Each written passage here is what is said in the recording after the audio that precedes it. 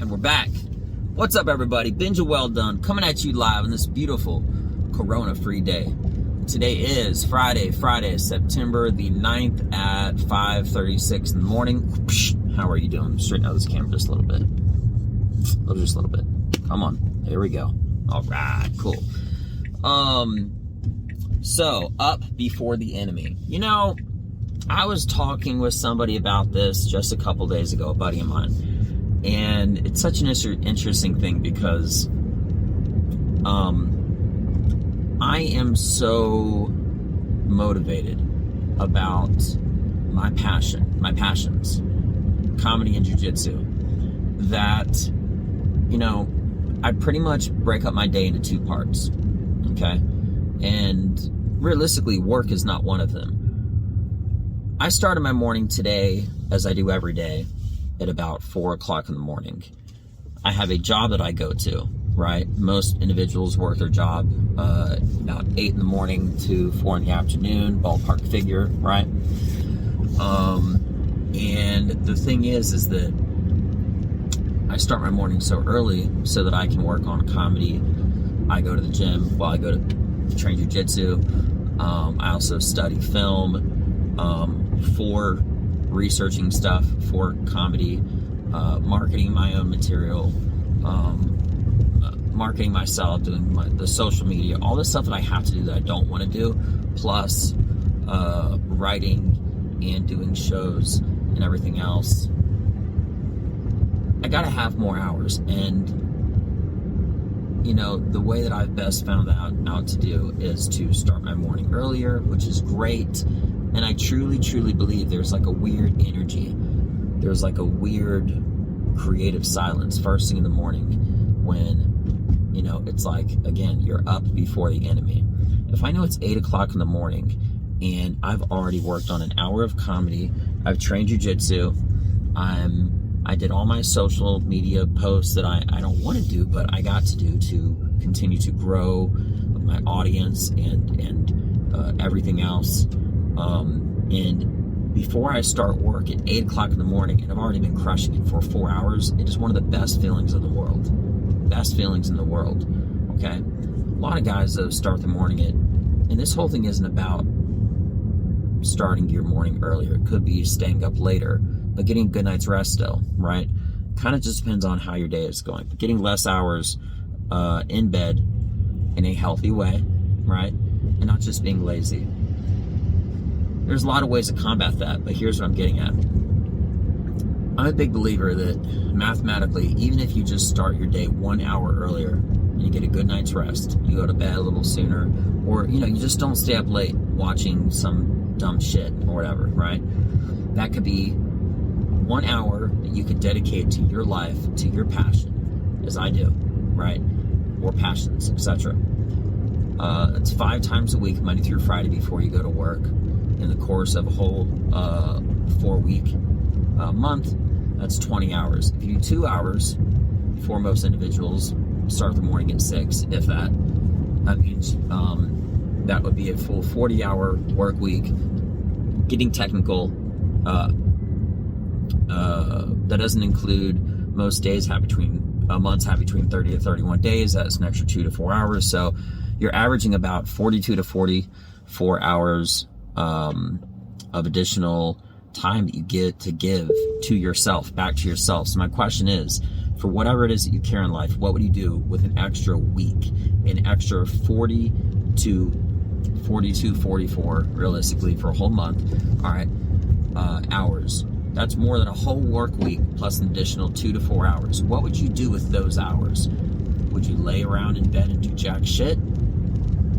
Or would you use it to triumph and to defeat and to progress in whatever it is that you're working in, that you're passionate towards, that you want to be better at, right? And this is all before you even started exercising at 6 in the morning, at 0 to 600, right?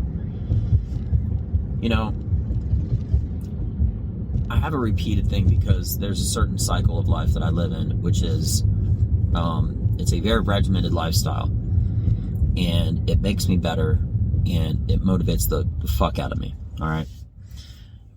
And essentially, what I was saying about breaking my day up into two pieces, it's this. I have my first part of the day, which is from about 4 in the morning to about 8 in the morning. And my second part of the day, which is not work, I work in the middle between around 8 in the morning to 4 in the afternoon. And my second half of the day is everything I can accomplish and work on and get better at and enjoy and appreciate and get inspired by and create and get better and better from 4 in the afternoon after work until I go to bed at night, right? So if somebody says to you, how's your day going? I'm really just measuring that based off of how much progress and how well I'm doing leading up to that 8 o'clock in the morning point. And it's a really important distinction, and here's why.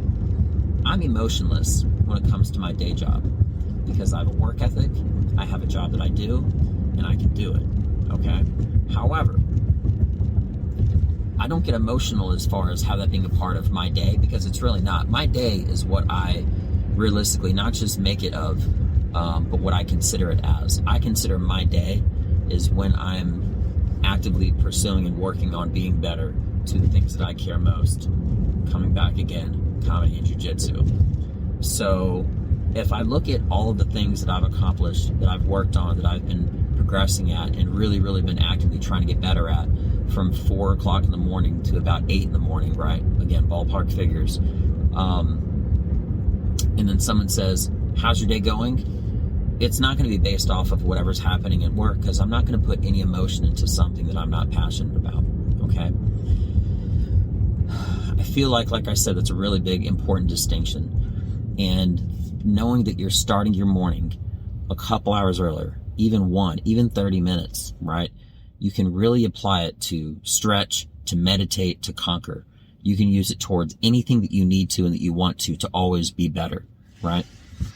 Now, there's a lot of people out there that, inspirational quotes or on Instagram or whatever. That's great, okay? And I fully support that. However, the best motivator should always be you. Your self-motivation is a self-motivator, because you are like fire. And the more pieces of wood that stokes that fire, that helps it motivate and inspire and continue to move forward and so forth and so on.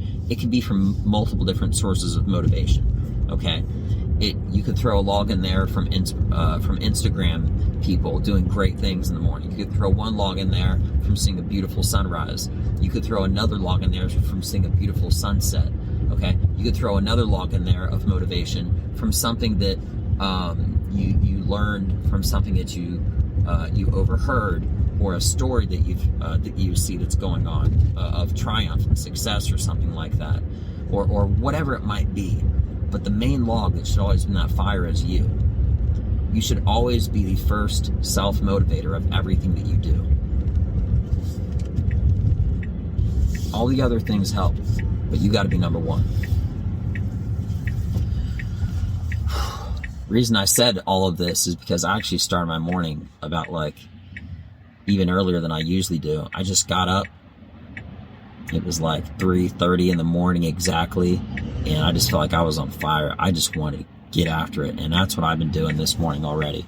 And it's only 30 minutes, but that's 30 more minutes than I usually add to myself.